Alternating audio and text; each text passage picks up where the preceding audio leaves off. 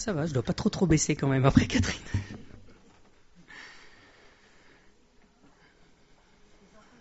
Ouais, les enfants, ils peuvent sortir, effectivement.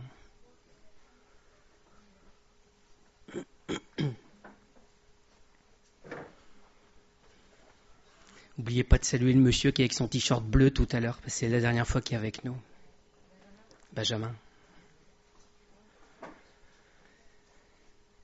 Alors, est-ce que vous savez de quoi je vais parler ? La suite. Bah oui, la suite. La suite de l'épisode d'avant, qui était la suite de l'épisode d'avant, qui est la suite de l'épisode d'avant. On en est au 4e. La vérité, ça vous parle ? Ouais. Alors, on a vu la première fois, on a parlé de Jean 14, si je ne me trompe pas, avec la vérité qui rassure. La vérité, c'est connaître Dieu.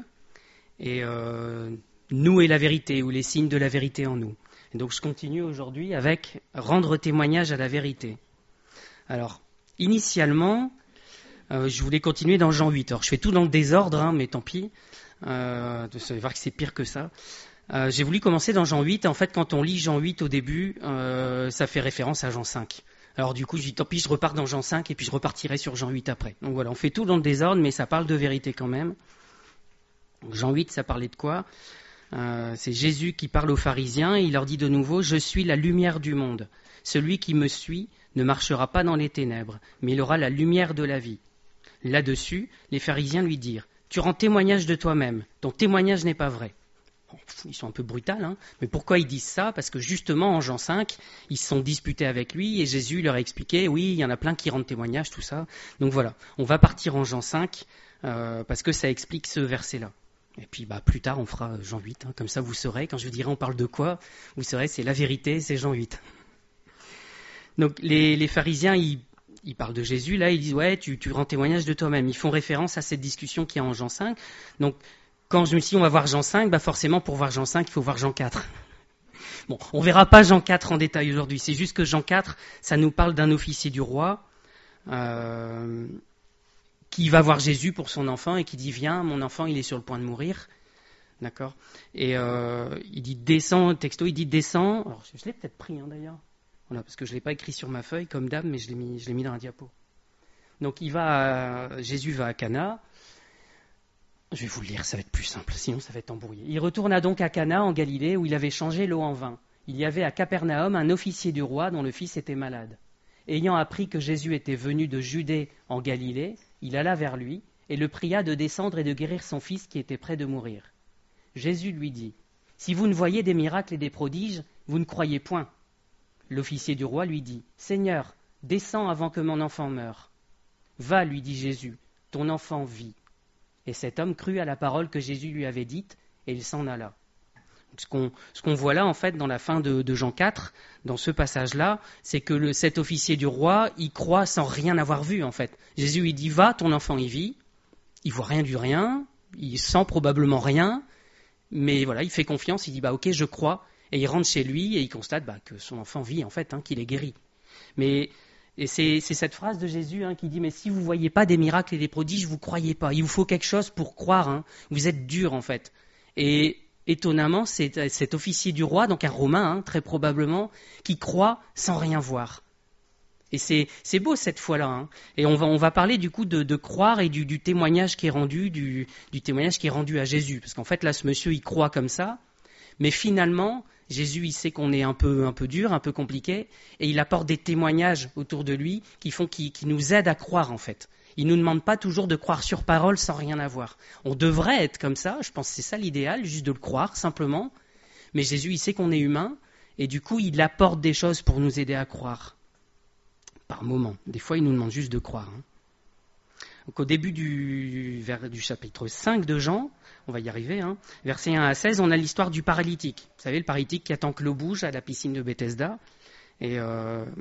Et donc Jésus vient le voir, il dit qu'est-ce que tu fais là ? J'attends qu'un ange bouge l'eau, et puis pour plonger dedans pour être guéri. Mais il y en a toujours un qui va plus vite que moi.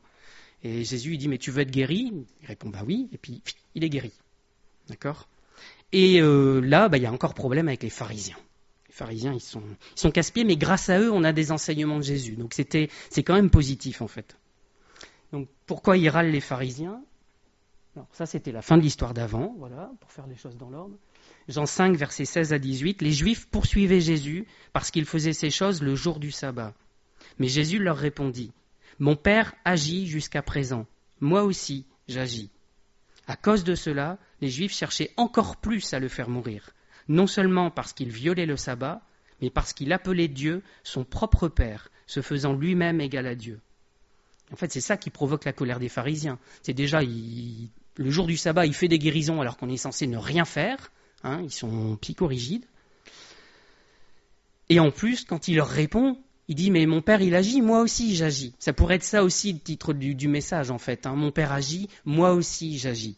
Et là, il se fait l'égal de Dieu. Alors, voilà, on va arriver au verset qui m'intéresse en Jean 5. Jean 5, versets 26 à 29. Alors, je ne sais pas comment j'ai fait mon compte, mais je n'ai pas pris du tout les mêmes choses sur mon papier que sur mes diapos. Je pense que j'ai trifouillé mon papier après avoir fait les diapos. Jean 5, versets 26 à 29. « Car comme le Père a la vie en lui-même, ainsi il a donné au Fils d'avoir la vie en lui-même. » Bon, ça, quand on a vu Jean 14, 6, on n'est pas étonné. Hein. Et il lui a donné... Alors Jean 14, 6, c'est après, en fait. Hein, mais bon, nous, on l'a vu avant. « Il lui a donné le pouvoir de juger parce qu'il est Fils de l'homme. Ne vous étonnez pas de cela, car le jour vient où tous ceux qui sont dans les sépulcres entendront sa voix et en sortiront. Ceux qui auront fait le bien ressusciteront pour la vie. Ceux qui auront fait le mal ressusciteront pour le jugement. Ceux qui auront fait le bien ressusciteront pour la vie. Ceux qui auront fait le mal ressusciteront pour le jugement. » Et Jésus il continue un peu plus loin.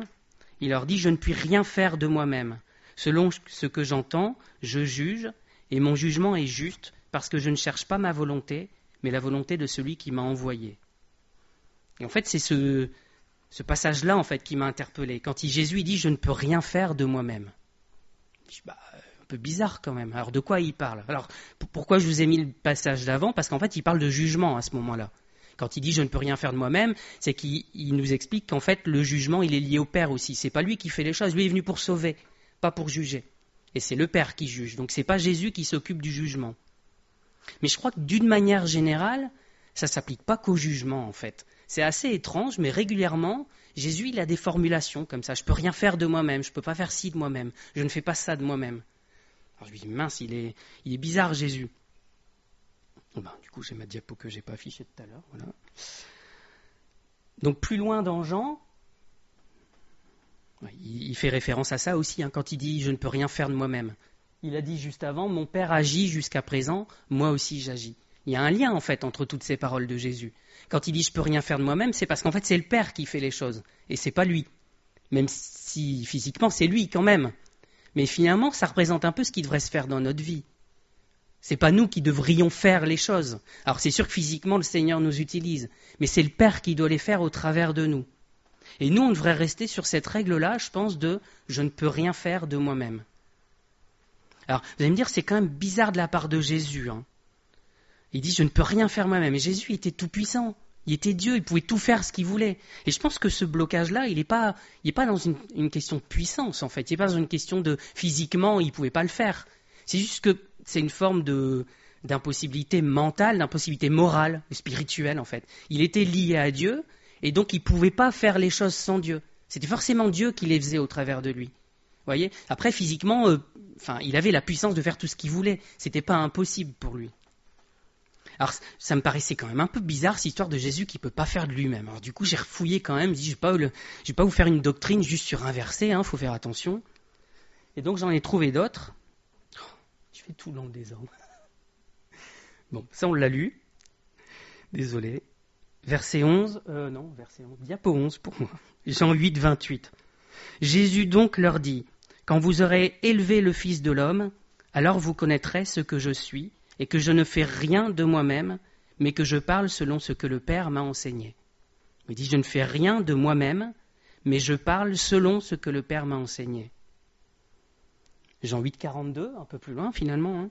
Jésus leur dit, « Si Dieu était votre Père, vous m'aimeriez, car c'est de Dieu que je suis sorti et que je viens.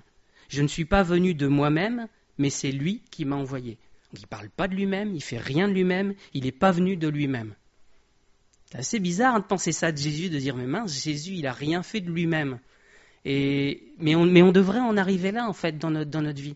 On va dire, c'est pas moi qui fais les choses. Vous savez, ce serviteur, à la fin, Dieu, il dit, voilà, le serviteur, il fait ci, il fait ça, et puis à la fin, il dit, j'ai fait que mon devoir, en fait, j'ai rien fait. J'ai fait que ce qui était dans ma fonction, en fait, quelque part.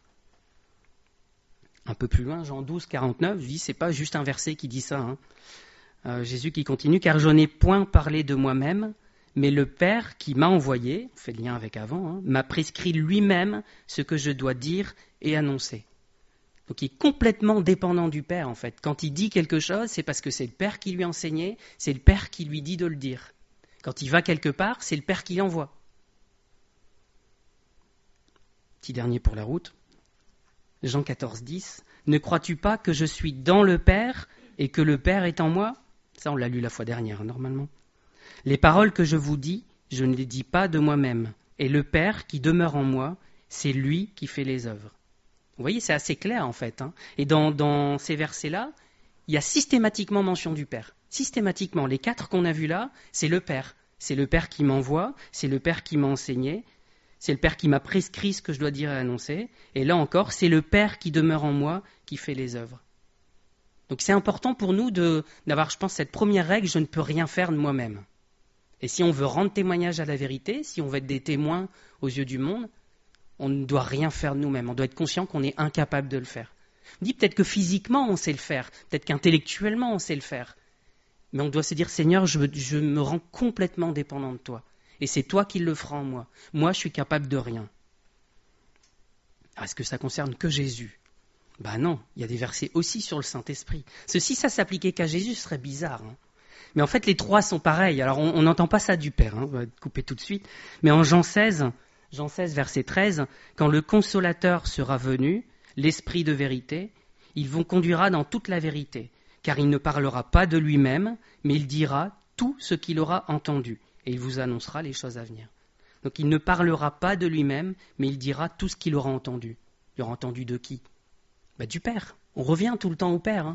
Je ne vous refais pas le 2e message de la série, mais la vérité, c'est le Père. Et c'est connaître Dieu qui est la vérité. Donc tout revient au Père dans la parole, en fait. C'est systématique. Et dans les propos de Jésus, c'est absolument tout le temps, parce que c'était sa vie. Sa vie, c'était celle du Père. Alors si le Saint-Esprit, si Jésus, ils ne peuvent rien faire d'eux-mêmes, est-ce que nous, on peut avoir le droit de faire les choses de nous-mêmes ? Non. On n'est quand même pas mieux qu'eux. On ne peut pas dire, ouais, mais eux, c'était spécial. Non, il nous a montré l'exemple, en fait. C'est la même chose pour nous. Alors, quand on a besoin d'un miracle, c'est facile. On dit, ouais, moi, je ne peux pas faire les miracles moi-même. J'attends que Dieu, il le fasse. Quand on attend une guérison, quand on attend tout un tas de choses, quand on veut être transformé, on sait très bien qu'on ne peut pas se transformer nous-mêmes. C'est Dieu qui doit le faire en nous. Mais il y a plein d'autres choses, plein de choses qui, du coup, sont possibles concrètement, physiquement, et on y va. Et on le fait, parce qu'en fait, on sait le faire. Et je crois que quand on sait le faire, on se trompe, on se plante et on fait mal. Parce que c'est Dieu qui doit le faire en nous. Même les petites choses, Jésus, il était entièrement soumis au Père. Et c'était le Père qui le faisait en lui. Pourtant, il savait le faire, c'était pas le problème.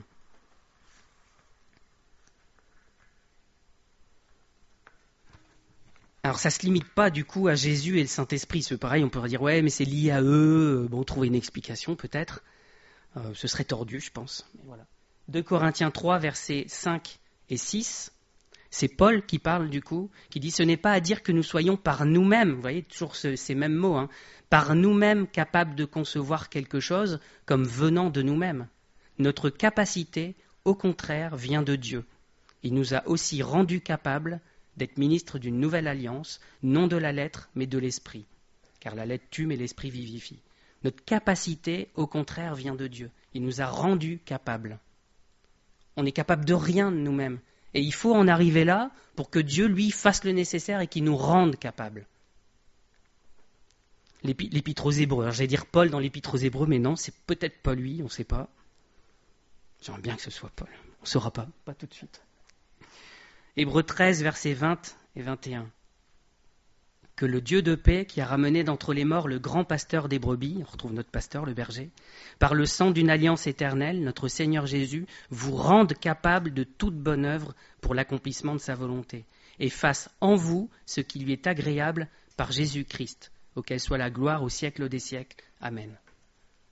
Que le grand berger des brebis vous rende capable de toute bonne œuvre. De toute bonne œuvre. Ce n'est pas des grandes œuvres et que les petites, vous pouvez le faire vous-même. C'est toutes les œuvres qui vont être dépendantes du Père et que c'est lui qui le fait en nous. Alors comment il le fait, ça, Dieu? Comment il nous rend capables? Par le Saint-Esprit. Par le Saint-Esprit, en fait. Jésus il est reparti, Dieu il est resté au ciel et le seul qui est avec nous et qui nous transforme, qui est de l'intérieur, c'est le Saint-Esprit.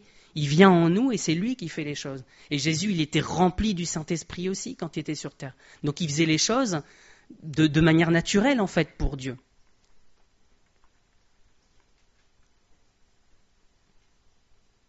On va reprendre Jean 5, sinon on ne va pas avancer beaucoup. Mon jugement est juste parce que je ne cherche pas ma volonté, mais la volonté de celui qui m'a envoyé. C'est la suite, on a vu juste les quelques premiers mots, mais ça nous donne une deuxième règle, je pense. On a dit, voilà, je ne peux rien faire de moi-même. Ça, c'est une bonne règle à avoir quand on est chrétien. Je ne fais rien de moi-même. Alors, il ne faut pas que ça devienne un empêchement à écouter la parole du Seigneur et à obéir. Parce que si le Seigneur nous dit, tu fais ça, il va donner la capacité de le faire. Donc voilà, ça veut dire qu'on ne reste pas à rien faire toute notre vie en disant, moi, je ne sais rien faire, je ne fais rien. Ça, c'est un truc des enfants, j'en profite, ils ne sont pas là. Tu fais ça, moi, je ne sais pas faire. Ah non. Tu ranges ça, je ne sais pas où. Puis voilà, et il se débine comme ça en disant, moi, je ne sais pas faire, je ne sais pas. On ne peut pas faire ça avec le Seigneur, en fait. Parce que s'il nous demande de faire quelque chose, il donne le pouvoir de le faire, il donne la puissance de le faire. Donc, voilà, c'est pas je tiens juste à donner cet avertissement, c'est pas une occasion pour ne rien faire et juste attendre. C'est ne faire que ce que le Père nous dit, que ce qu'il nous donne la capacité de faire. Deuxième idée, mon jugement est juste parce que je ne cherche pas ma volonté, mais la volonté de celui qui m'a envoyé. Alors mon jugement est juste, on pourrait reformuler, mon jugement est impartial, ou mon jugement est objectif, ou il est vrai. Mon jugement, il est vrai. Et pourquoi? Parce qu'il ne cherche pas sa volonté à lui, mais celle du Père. Et les deux idées sont liées, en fait, dans ce qu'il dit Jésus. On a cette deuxième règle de si je veux être dans la vérité, si je veux témoigner à la vérité, alors c'est pas ma volonté qu'il faut que je cherche, c'est celle du Père. Alors là aussi, des fois c'est assez clair, on voit ce que le Seigneur nous demande, on fait, et voilà, c'est facile. Des fois il nous demande à l'opposé de notre volonté. Quand c'est comme ça, les deux choses, elles sont faciles à comprendre. Mais des fois on confond les deux un petit peu, en fait. Le Seigneur, il nous demande quelque chose, et puis on fait légèrement à côté. Mais on ne fait pas ce qu'il nous demande, en fait, quand on fait légèrement à côté. Ça parle d'obéissance, en fait. Ça parle d'obéissance, ce passage. Il n'y a pas longtemps, j'ai été repris par le Seigneur un matin. J'ai raconté juste à Maï. J'allais au boulot comme tous les jours. Je sors de la gare, je vais à pied boulevard Vauban. Et en passant dans le Vieux-Lille, j'ai une dame un peu bizarre dans une rue sur le côté. Je passe, après des gens bizarres il y en a plein, donc je ne fais pas plus attention que ça. Elle marmonne un truc, mais je ne comprends pas. Je continue à marcher. Et là, c'est comme si le Seigneur me disait, mais tu vas aller la voir? Tu ne vas pas la laisser comme ça? Bon, je fais demi-tour, je vais la voir. Bonjour madame, elle parlait pas clairement, elle était en tongue dehors. Elle me dit, il faut que j'aille à une ville, je sais plus trop quoi, une rue, la rue Sofou, ou un truc comme ça. Rue Sofou, je connais pas du tout. Alors, en même temps, moi je connais juste entre la gare et mon lieu de travail quasiment. Je fais des allers-retours et je connais pas plus l'île que ça. Bon, je prends Google Maps, je cherche, pas de rue Sofou à l'île. Qu'est-ce qu'elle me dit? Je dis, mais vous allez où? Elle dit, la Beige. La Beige. Je cherche la Beige, L-A, plus loin, B-E-I-G-E. Je connais rien de tout ça, mais qu'est-ce que je peux lui dire? Puis d'un seul coup, je vois un truc A-Beige, A-B-E-J. Ah, mais c'est ça que vous voulez? Elle dit oui, c'est rue Solferino, pas Sofou. Bon, elle parlait bizarre, elle était dans un état un peu bizarre, et bon, je dis, vous voulez aller là-bas? Ah bah c'est pas compliqué. Ouf, c'est à 2,5 km d'ici, madame. Alors, c'est compliqué de vous expliquer, mais bon, globalement, vous prenez là-bas, vous marchez 1 kilomètre et vous redemandez votre trajet, ça va être plus simple, en fait. Elle part, moi je repars, et puis là, le Seigneur, il fait, mais tu vas pas la laisser aller tout seul? Tu vas l'accompagner? Bon, ouais, je vais l'accompagner, allez. Bon, je refais demi-tour, je la rattrape vite parce que je marche super vite, et ça me vaut la peine de me faire arrêter par les flics pour excès de vitesse à pied, des fois. Je vous raconterai un jour. Donc je la rejoins et puis on y va mais péniblement. Elle marchait très lentement. Bon, allez, on arrive à la rue nationale. Je dis bon voilà madame, là c'est facile, c'est tout droit. Vous voyez les bâtiments là et puis vous tournez à gauche et vous y êtes. Il n'y a pas plus simple, d'accord? Ouais. Je repars et puis je l'entends déjà demander son chemin à quelqu'un d'autre, en fait. Je dis, bon, tout ça pour ça. Bon, là, au moins, rapproché. Puis je repars assez rapidement, comme d'hab, et j'arrive assez loin, là, ce coup-ci. Et c'est comme si le Seigneur me disait, mais tu m'as encore désobéi. Quoi, Seigneur? Je fais demi-tour, je vais la voir, je l'accompagne. Je t'ai demandé de l'accompagner. Bah ouais, mais Seigneur, c'était à 2,5 km. Bah et alors? Tu dis pas à tout le monde que t'aimes bien marcher? Bah ouais, mais je dois être au boulot. Tu peux arriver à 9h30. Ouais, 7h15. J'ai un peu de marge de manœuvre. Bah ouais, mais je vais débiter je sais pas combien de temps sur mon temps de travail. Et alors? Tu dis aussi que t'as du temps en plus et que tu sais pas quoi en faire. Ouais, t'as raison. Bon, et si maintenant tu voyais dans le journal demain qu'elle est décédée, cette dame? Parce que tu l'as pas accompagnée. Et ouais, Seigneur, j'ai désobéi. Parce que l'ordre, il était de l'accompagner jusqu'au bout. Il n'était pas de faire un petit bout de chemin avec et puis tiens, débrouille-toi parce que t'es trop lente, parce que t'es ceci, parce que t'es cela. Et le Seigneur, il est pareil avec nous, il accompagne jusqu'au bout, même si on est trop lent, même si on est dur de compréhension. Il vient jusqu'au bout avec nous. Et c'est l'obéissance, on a un chemin à faire. On a un chemin sur l'obéissance. Pourquoi j'ai désobéi en fait? Parce que je cherchais ma volonté. Ma volonté, c'était de me dépêcher, de quitter cette dame, c'était d'aller au travail. Alors que c'est pas beaucoup plus plaisant au boulot des fois. Voilà, j'avais juste pas envie de l'accompagner jusqu'au bout. Pourquoi? Parce que je l'aimais pas assez probablement. Et quand le Seigneur me dit, mais tu te rends compte si demain elle se fait écraser en repartant, t'es responsable, tu l'as pas accompagnée jusqu'au bout, je te l'ai demandé. Alors quelque part, voilà, je sais pas du tout ce qu'elle est devenue cette dame, j'ai pas lu le journal le lendemain. Mais j'ai bien compris que j'avais désobéi quand même. Jésus dit, je cherche ma volonté. Je cherche, pas ma volonté, mais la volonté de celui qui m'a envoyé. Celui qui m'a envoyé me donne des consignes, je les applique jusqu'au bout, complètement. Pourquoi ça ne peut pas être ma volonté? Pourquoi est-ce qu'on pourrait dire, ouais, mais c'est ma volonté, puis ma volonté, elle ressemble à celle du Père dans certains cas? Non. C'est très clair, en fait, c'est ce que Manu a lu, il est disparu. C'est ce que Manu a lu tout à l'heure. Dans Galates 5, verset 17, il a lu tout le paragraphe, je vous relis juste le verset qui parle de ça. La chair a des désirs contraires à ceux de l'esprit. L'esprit en a de contraires à ceux de la chair. Ils sont opposés entre eux, afin que vous ne fassiez point ce que vous voudriez. C'est pour ça, en fait, qu'on est obligé d'obéir à la volonté de Dieu et pas à la nôtre. Parce que les deux volontés, elles sont à l'opposé l'une des deux. Je crois que c'est tout l'objectif de notre vie, en fait. C'est nous faire plier devant le Saint-Esprit, qu'on obéisse et qu'on applique à la lettre ce qu'il nous demande. Comme Jésus, en fait. Et comment il le fait? Le Saint-Esprit il nous montre, il dit, regarde ça, tu fais pas. Ça, tu désobéis, je veux que la fois prochaine, t'obéisses. Et si je rencontre une dame comme ça la fois prochaine, j'irai jusqu'au bout cette fois-ci. J'espère que ce ne sera pas l'autre bout de l'île complètement, mais c'est tout. Le Seigneur, il nous prend au mot. Mais le Seigneur, il veut qu'on obéisse. Et si, quand on désobéit, il ne nous fera pas en disant « Ah, t'es un mauvais !» Il nous dit « Mais tu désobéis. » Et ça aurait pu se passer comme ça. Donc, il faut que tu obéisses pour que les choses, elles se passent comme moi, je le veux. Alors, le Seigneur, il est probablement quelqu'un d'autre, un chrétien plus obéissant derrière, qui l'accompagnait, cette dame. Je vais me rassurer comme ça. Le Saint-Esprit ne peut pas être gentil avec notre ancienne nature. Il ne peut pas dire oui, on va t'aligner tout doucement sur ce que le Seigneur y veut, je vais te transformer petit à petit, tu vas voir, ça va bien se passer. Le Saint-Esprit, il doit tuer notre ancienne nature en nous. Il doit s'en débarrasser complètement en fait. Parce qu'elle a des désirs opposés à ceux de l'Esprit. Ils ne peuvent pas cohabiter, il ne peut pas faire du rafistolage et dire voilà, tout doucement tu vas voir. Non, il doit nous transformer complètement.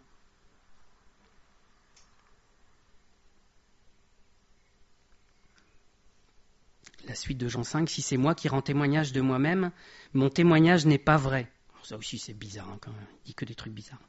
Il y en a un autre qui rend témoignage de moi. Je sais que le témoignage qu'il rend de moi est vrai. Vous avez envoyé vers Jean, et il a rendu témoignage à la vérité. Pour moi, ce n'est pas d'un homme que je reçois le témoignage, mais je dis ceci afin que vous soyez sauvés. Alors c'est justement à ça que fait référence Jean 8 en fait, quand les pharisiens disent « Ah, tu rends témoignage de toi-même ». Parce que Jésus, il leur dit, voilà, si c'était que moi qui rendais témoignage, mon témoignage n'est pas vrai. Alors c'est quoi ce « mon témoignage n'est pas vrai » ? Je dis, tiens, c'est bizarre ça. Quand c'est comme ça, le réflexe, c'est d'aller voir les autres traductions. On peut aller voir le mot grec et tout, mais c'est des fois un peu plus compliqué à comprendre. Mais juste d'autres traductions, ça nous explique voilà, les significations du mot, comment ça a été vu par d'autres, et des fois ça nous montre parce qu'un mot il peut avoir un tas de significations en fait. Donc quand on va voir d'autres traductions, pardon, je vais y arriver, ça dit mon témoignage n'est pas... j'ai perdu ma ligne. Voilà.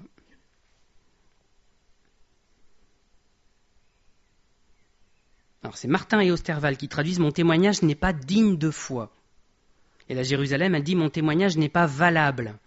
Ça ne veut pas dire qu'il dit des mensonges en fait, Jésus, quand il dit ça. Il ne dit pas mon témoignage n'est pas vrai. Voilà, si je parle, c'est faux. Mais il dit c'est pas valable à vos yeux en fait. C'est pas digne de confiance, c'est pas digne de foi. Pourquoi ? Parce que dans la loi, c'est écrit qu'il faut plusieurs témoins. Et c'est de ça qu'il parle Jésus. Dans Deutéronome 15, c'est la version second en haut, un seul témoin ne suffira pas contre un homme pour constater un crime ou un péché, quel qu'il soit. Un fait ne pourra s'établir que sur la déposition de 2 ou de 3 témoins. Je pense que c'est à ça que fait référence Jésus, en fait. Et il dit, voilà, s'il n'y avait que moi, mais en fait, on est plusieurs à rendre témoignage. Et comme vous voyez dans votre loi qu'il faut toujours plusieurs personnes pour accuser quelqu'un ou pour le juger coupable, eh bien, je vous apporte plusieurs témoignages. Comme ça, vous avez ce qu'il faut pour croire selon votre loi. Et vous voyez que dans la version Osterwald, il dit, un seul témoin ne sera point valable contre un homme pour quelque crime et péché que ce soit, quelque péché qu'on ait commis. Sur la parole de 2 ou de 3 témoins, une chose sera valable. Vous voyez bien que ce n'est pas une question de vrai ou pas vrai, c'est une question du côté valable d'un point de vue judiciaire, en fait, quasiment. Hein. Et Osterwald est digne de foi. Voilà. Alors, ça nous paraît logique, nous, en fait, hein, mais le problème, c'est qu'on vit dans un monde de pécheurs. Mais s'il n'y avait pas le péché, il suffirait de dire une chose, et puis voilà, les gens, ils disent la vérité, et c'est réglé, il n'y a pas besoin de témoins. Mais comme on est dans un monde où les gens mentent, il y a besoin de témoins, en fait, il y a besoin de 2 ou de 3 personnes. Et Jésus, étonnamment, se soumet à ça devant les pharisiens. Il a dit, d'accord, vous ne me croyez pas moi, mais il y en a d'autres qui rendent témoignage de moi. Et on est plusieurs à dire ces choses-là. Donc là, vous avez ce qu'il faut pour croire. Et dans Deutéronome 19.15, dans la suite, en fait, ça parle des faux témoins qui vont déposer un faux témoignage contre quelqu'un en disant, il a fait ci, il a fait ça. Donc je pense que c'est à ça que fait référence Jésus. Jésus lui-même, il reprend ça dans Matthieu 18.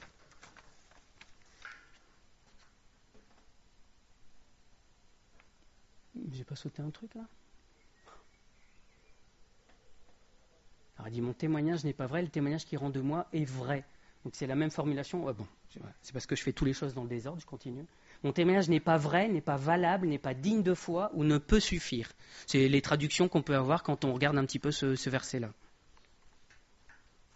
Après, je dois avoir Matthieu. Raté. Digne de foi. Alors, c'était pour la version Osterwald. Voilà. Matthieu 18, désolé. Matthieu 18, versets 15 à 17. Si ton frère a péché, va et reprends-le entre toi et lui seul. S'il t'écoute, tu as gagné ton frère. Mais s'il ne t'écoute pas, prends avec toi 1 ou 2 personnes, afin que toute l'affaire se règle sur la déclaration de 2 ou de 3 témoins. S'il refuse de les écouter, dis-le à l'Église. S'il refuse aussi d'écouter l'Église, qu'il soit pour toi comme un païen et un publicain. Vous voyez qu'il y a une espèce de gradation. Hein. Tu essayes d'abord d'aller voir la personne en direct, d'expliquer les choses. Et si ça ne veut pas, prends 2 ou 3 témoins, en fait. Pour pas que ça reste juste entre vous deux. Il faut qu'il y ait des témoins pour attester de la vérité des choses. Voilà. Bon, après, ça nous paraît logique à nous. Hein. Quand il y a un procès, qu'est-ce qu'on fait ? On appelle des témoins aussi, en fait. On ne se base pas. Quand il y a un procès avec juste la parole de l'un contre la parole de l'autre, c'est assez compliqué à trancher, finalement. Alors, des fois, on a des éléments matériels, des preuves matérielles, mais ce n'est pas toujours le cas. Donc, Jésus leur dit, voilà, si j'étais seul à rendre témoignage de moi-même, vous pourriez ne pas me croire, à la rigueur. Mais je ne suis pas le seul. Alors, Jésus, il parle de Jean. Pourquoi il parle de Jean ? Parce que c'est un homme. Et parce que physiquement, les pharisiens, ils l'ont devant le nez. Donc quand Jean, il parle de Jésus, les pharisiens, ils l'écoutent. Mais Jésus leur dit, mais il y a plus grand en fait. Il y a plus grand comme témoin que Jean. Il y a le Père. Mais en même temps, les pharisiens, le Père, ils ne le connaissent pas. Donc ils ne peuvent pas recevoir ces témoignages. Donc Jésus, il prend Jean et leur dit bien, mais il y a plus grand que ces témoignages-là. Mais je vous dis celui-là pour que vous croyiez en fait, pour que vous ayez quelque chose de concret quelque part.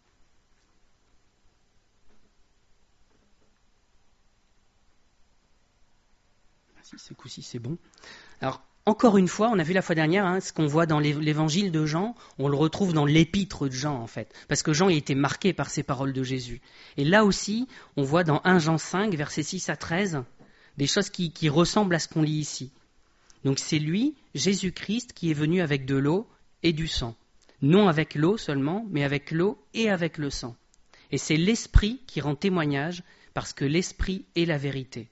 Car il y a trois qui rendent témoignage, l'Esprit, l'eau et le sang. Et les trois sont d'accord. On retrouve les trois. Après, sur l'Esprit, l'eau, le sang, c'est des fois un peu plus compliqué d'interprétation.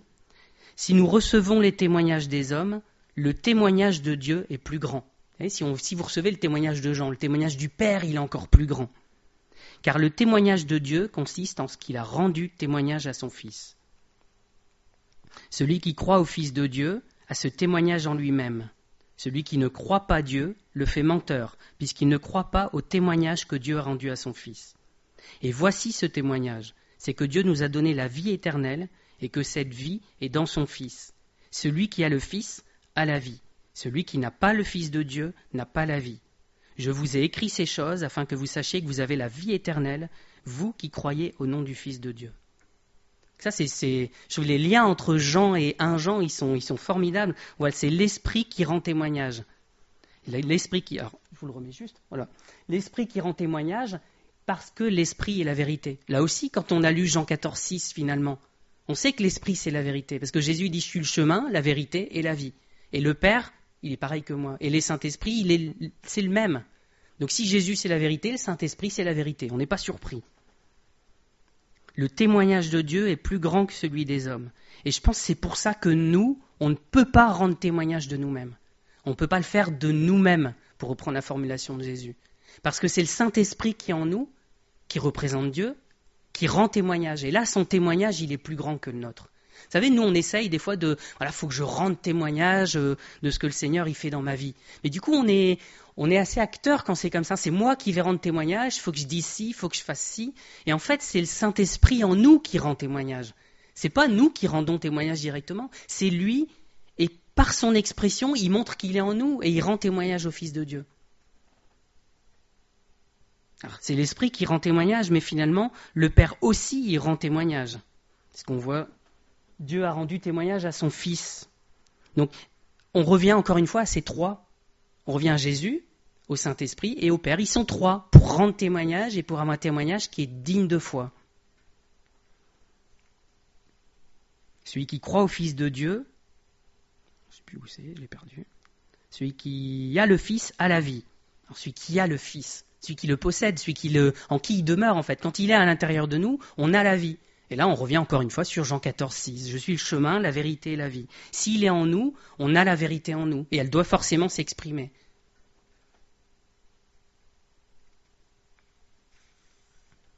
On revient à Jean 5. Il faut que j'arrive à terminer quand même. Jean était la lampe qui brûle et qui luit. Et vous avez voulu vous réjouir 1 heure à sa lumière. Moi, j'ai un témoignage plus grand que celui de Jean. Car les œuvres que le Père m'a donné d'accomplir, ces œuvres mêmes que je fais, témoignent de moi que c'est le Père qui m'a envoyé. Et le Père qui m'a envoyé a rendu lui-même témoignage de moi. Vous voyez comment ça se recoupe avec un Jean, hein ? Jean, il n'était pas la lumière, il était une lampe.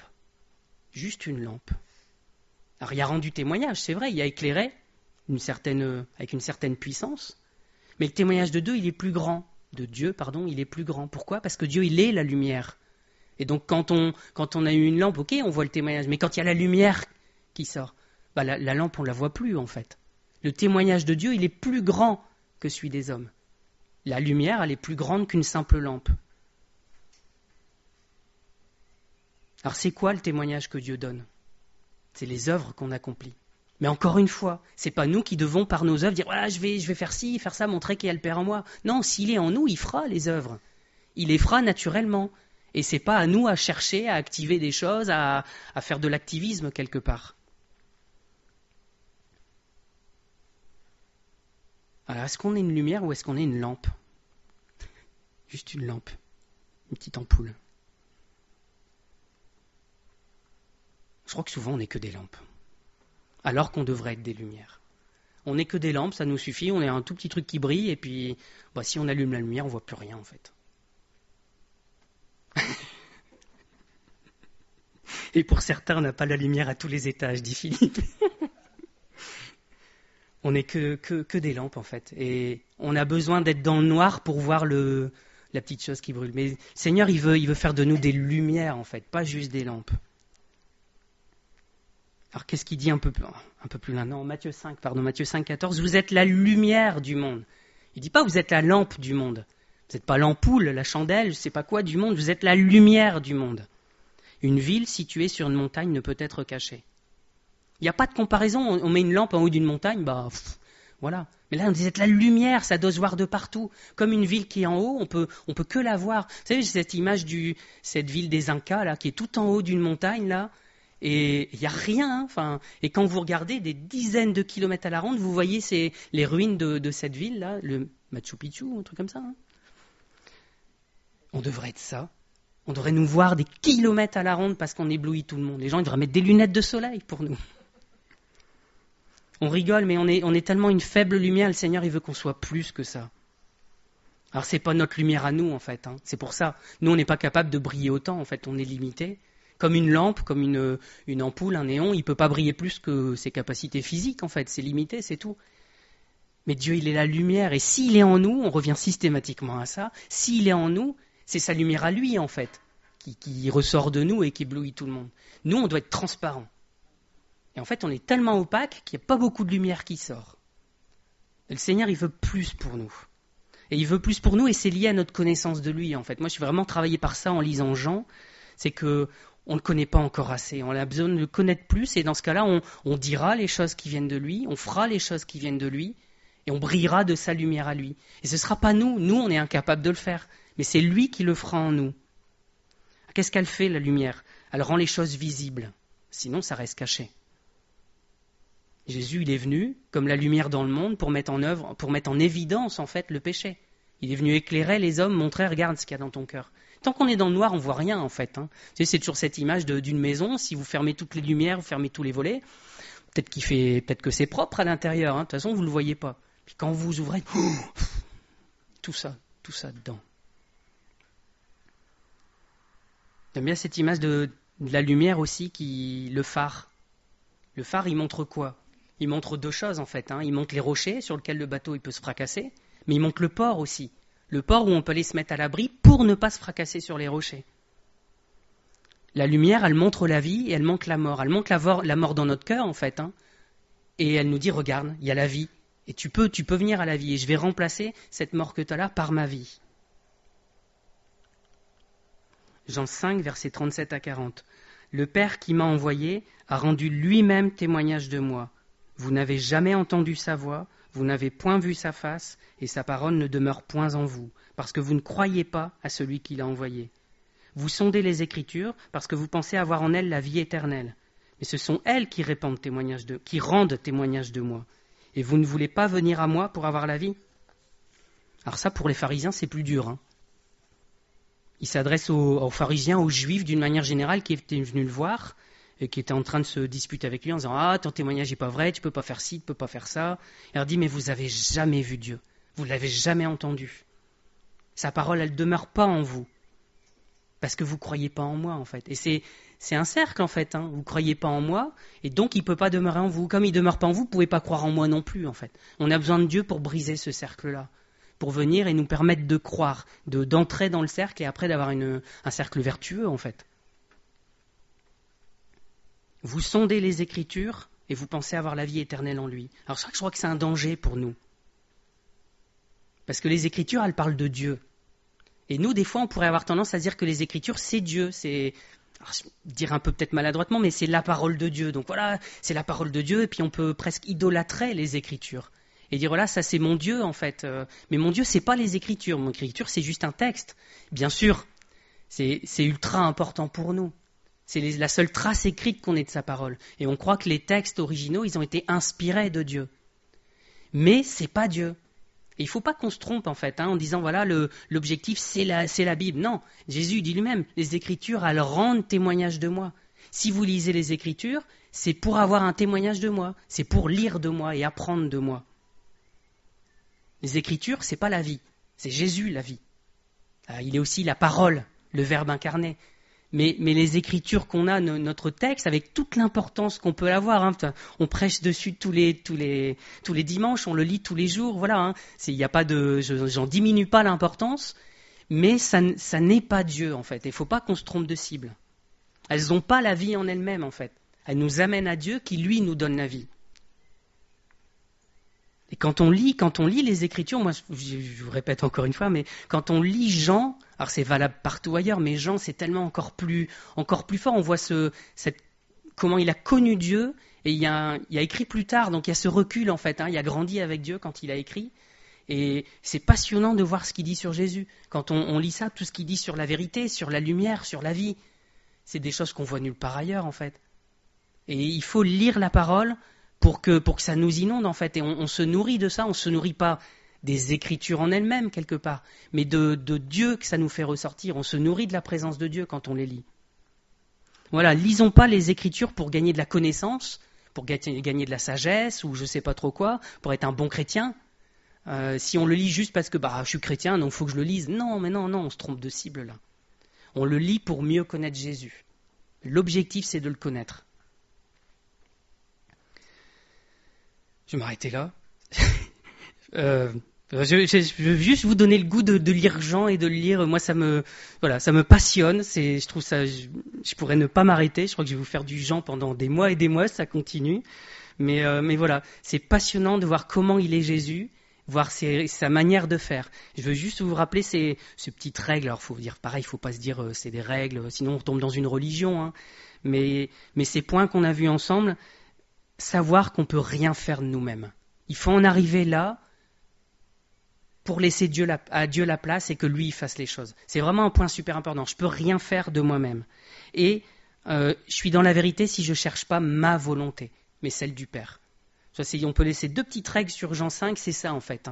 Pour rendre témoignage à la vérité, il ne faut rien faire de nous-mêmes et il faut ne pas chercher notre volonté à nous. Alors c'est compliqué. Je reviens toujours à ce témoignage de Rhys Howells, il m'a marqué aussi. Le moi, il ne peut pas déposer les armes comme ça. Il ne peut pas abdiquer. Là, ce qu'on voit, c'est ça en fait. On donne les clés complètes de notre vie au Seigneur. On dit, Seigneur, vas-y. Et moi, je ne fais rien d'autre que ce que toi, tu veux que je dise et que tu veux que je fasse. Et de nous-mêmes, on n'y arrive pas en fait. Et il n'y a que lui qui peut le faire, il n'y a que le Saint-Esprit qui peut le faire. Donc je veux nous encourager à retourner au Saint-Esprit et dire Seigneur, fais-le dans ma vie tout ça. Je veux le vivre, je ne veux pas juste le lire, m'émerveiller en le lisant et puis voilà, le lendemain je me réveille et c'est parti. Je veux vivre ça tout le temps parce que c'est ta présence que je veux vivre tous les jours. Il veut faire des lumières, des phares dans la nuit. Alors, même un phare, c'est presque pas assez. Il veut faire des lumières, des soleils dans la nuit. Alors, c'est pas qu'on va devenir brillant, c'est qu'on va devenir transparent. Il y a encore du chemin, mais c'est pas grave, on est sur la voie. Voilà, je veux nous encourager à devenir complètement transparents et à laisser la vérité du Seigneur apparaître aux yeux du monde. Seigneur, merci pour ta parole. Seigneur, elle est merveilleuse. Et Seigneur, c'est tellement une bénédiction de pouvoir lire cet évangile de Jean, d'avoir juste un aperçu, de gratter la surface de ce que tu veux nous montrer. Et Seigneur, nous voulons ne pas idolâtrer les Écritures, mais juste les lire pour te connaître, Seigneur. Et ce que nous désirons par-dessus tout, c'est te connaître toujours plus. Et Seigneur, au plus on lit dans Jean, au plus on lit des témoignages d'hommes de Dieu, au plus on se rend compte qu'on a encore du chemin à faire pour te connaître mieux.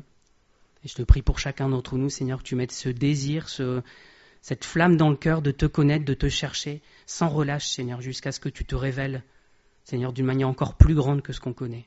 Seigneur, nous ne voulons pas être nous ne voulons pas du tout être des gens religieux, être des bons chrétiens qui font ci, qui font ça. Nous voulons te connaître et te ressembler. Seigneur, fais de nous des lumières, je te prie. Amen. Mais du coup, c'est moi qui clôture. Ah, il est là.